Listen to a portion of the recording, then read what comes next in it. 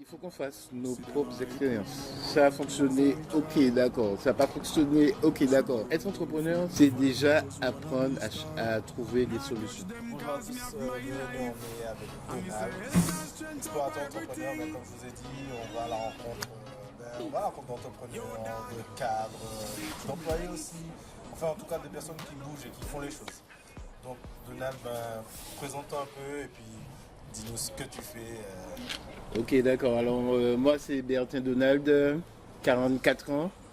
Ouais, Donc, voilà, 44 ans. Et puis, voilà, j'ai une expérience de... En fait, je suis assez autodidacte. autodidacte. Donc, voilà, donc je sors d'une branche professionnelle. J'ai un peu touché à tout. Et voilà, et maintenant, je suis artisan taxi. Artisan taxi, ok. Donc ça veut dire que par exemple, ta première activité, ça a été quoi?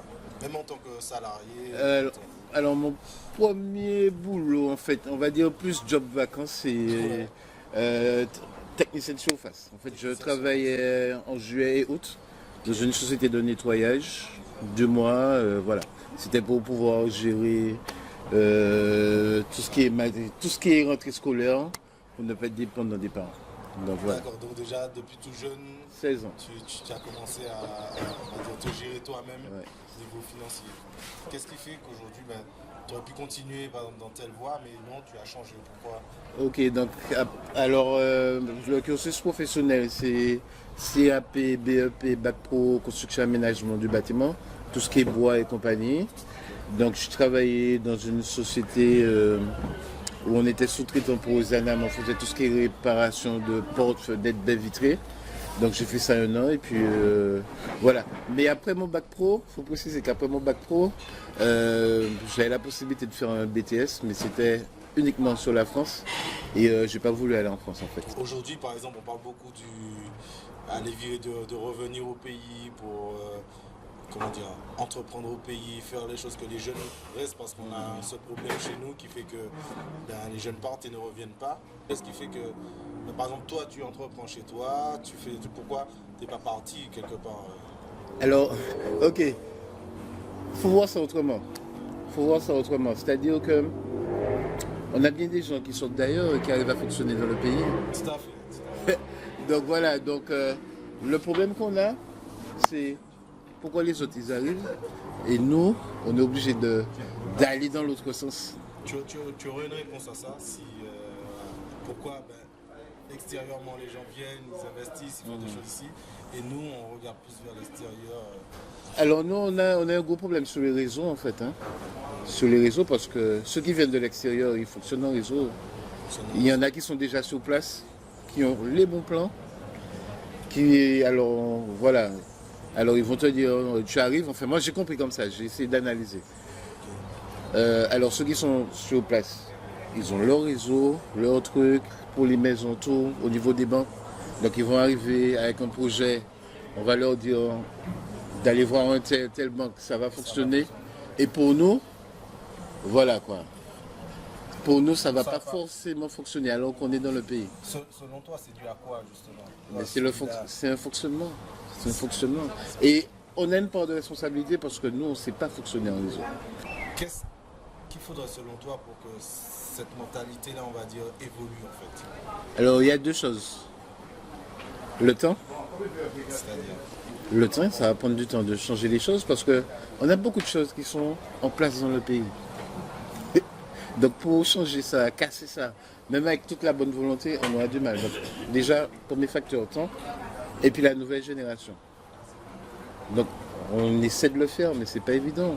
je pense qu'il y a un conflit de génération du fait que Ou comme ça a été valable un temps, où à partir du moment où on faisait quelque chose, je ne sais pas si tu as connu ça, on va te dire, faut pas s'associer, faut pas faire les choses avec un tel. Donc, fait bailler tout seul, ouais. tout seul, ouais. Ou si tu connais un bon plan, tu vas le garder pour toi, uniquement pour toi. Ok, tu ne diras pas à un tel, un très bon ami à toi, oh bon, il y a ça qui fonctionne, fais ça, va voir un tel. Non, tu vas faire tes Tu vas affaires. faire tes On a affaires. toujours tout gardé pour nous, en fait. Et c'est peut-être le problème de transmission. Ok, d'ailleurs Voilà. c'est intéressant ce que tu Ouais. dis parce que justement, vous pourrez aller voir très bientôt, entrepreneur explorateur. j'ai un volet sur justement la vision, le bon mindset à avoir, la transmission, parce qu'une fois qu'on a une vision et qu'on a acquis certaines choses, il faut pouvoir le transmettre et communiquer aux autres. Je dis que bon, il y a ce conflit de génération, qui a ce côté où il y a une phrase qui dit seul on va plus vite, mais ensemble on va plus loin. Donc c'est la deuxième phase de la phrase qu'il faudrait qu'on applique.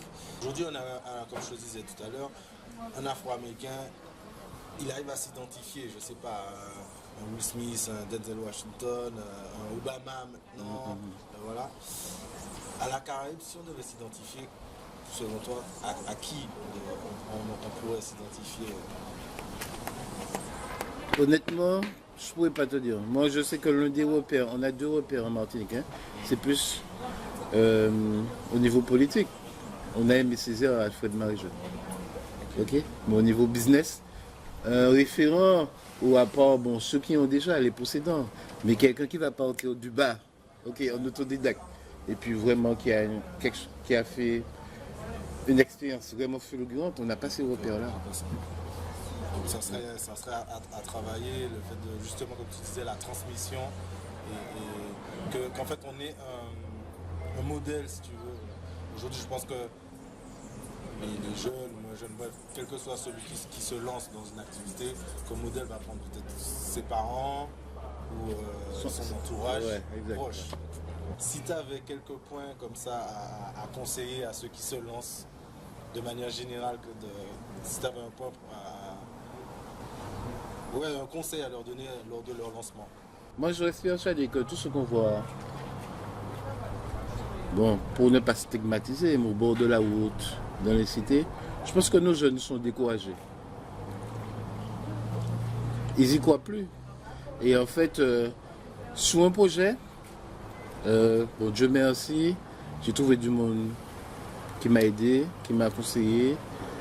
C'était difficile, j'ai eu des phases où j'étais découragé, j'ai failli tout laisser tomber. Hein. Ah ouais, ça va avec. Ouais. Donc j'ai trouvé des gens qui m'ont aidé, effectivement, voilà, qui ont fait beaucoup pour moi.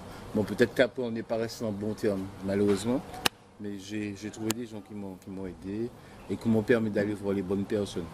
Et voilà, et puis il y a les banques aussi, il y a le problème des banques, des ça, tu voudrais financements. dire qu'en fait, au démarrage de son activité, il faudrait essayer de s'entourer des bonnes personnes avant les bons contacts qui font qu'on... Ouais, mais il y aura toujours, on aura peut-être même les bons contacts. Mais alors la première chose, connaître ce qu'on veut faire, savoir, avoir l'expérience. C'est-à-dire qu'une fois qu'on est dedans, ok, ça fonctionne. Je connais, je maîtrise. D'accord? Après, il y a le financement. Ok? Et une fois que tu as les deux, après tout peut fonctionner. Ton financement, par exemple, t'as servi à quoi? Alors mon financement, c'est l'achat de ma licence, parce qu'il faut une licence pour pouvoir exercer. Et pour pouvoir démarrer, avoir une sécurité, une trésorerie au début. Donc voilà, mais la première chose, c'était pouvoir acheter la licence. D'accord. Et tu l'avais déjà ou... Non, je l'ai acheté. Quand je dis tu l'as acheté pas, tu avais déjà les sous pour la licence. Alors, tu allais voir les banques, tu allais voir... Alors on dit souvent ça, c'est-à-dire que soit la banque, la CTM maintenant, c'est-à-dire qu'on ne peut pas créer si on n'a pas un minimum de fonds propres.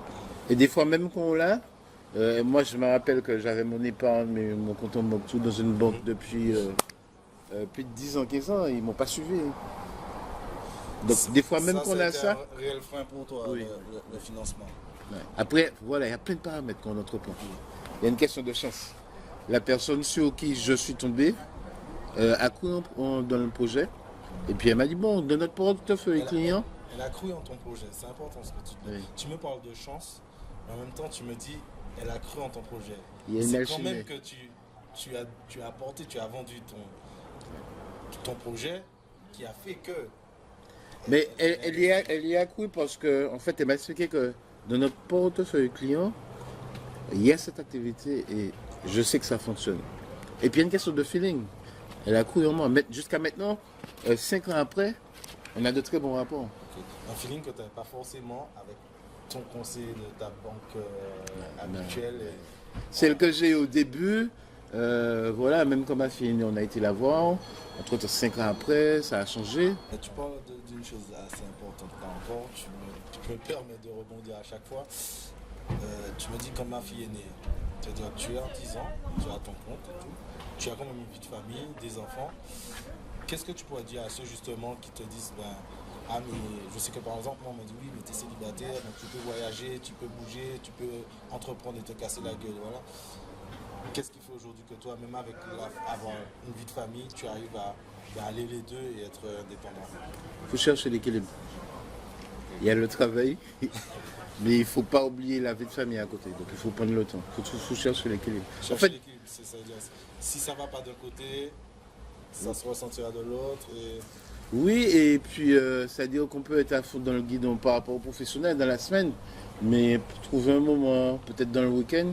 Bon, il y a des. Je travaille du lundi au dimanche, hein, mais il y a des dimanches où je dis non, voilà. Voilà, je prends le temps, voilà.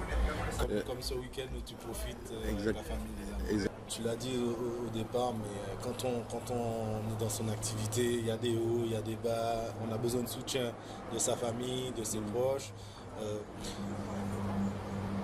Mais réellement, quand on est dans son activité, c'est nous et nous-mêmes, en fait, quelque part.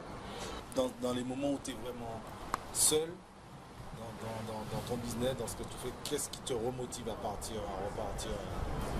Aimer ce qu'on fait et puis quoi ce qu'on fait. Quoi, aimer ce qu'on fait? Ok. Eh ben, dis-moi. Et puis, moi, je reste persuadé qu'on peut faire plein de choses. Plein de choses. Et je vais donner un exemple qui est simple. Je vais dire deux choses. Je vais donner un exemple qui est simple. Quand on entreprend, on fait des choses de business, restons humbles. Parce que je pense que souvent on fait cette erreur-là, à partir du moment où ça va, on monte sur un petit nuage. Et voilà, alors, je prends cette image-là. Alors que peut-être qu'on pourrait être un Bernard Tapie dans ce qu'on fait, on est des fois trop pressant, on ne prend pas le temps, il faut être humble. En tout cas, merci pour ton retour.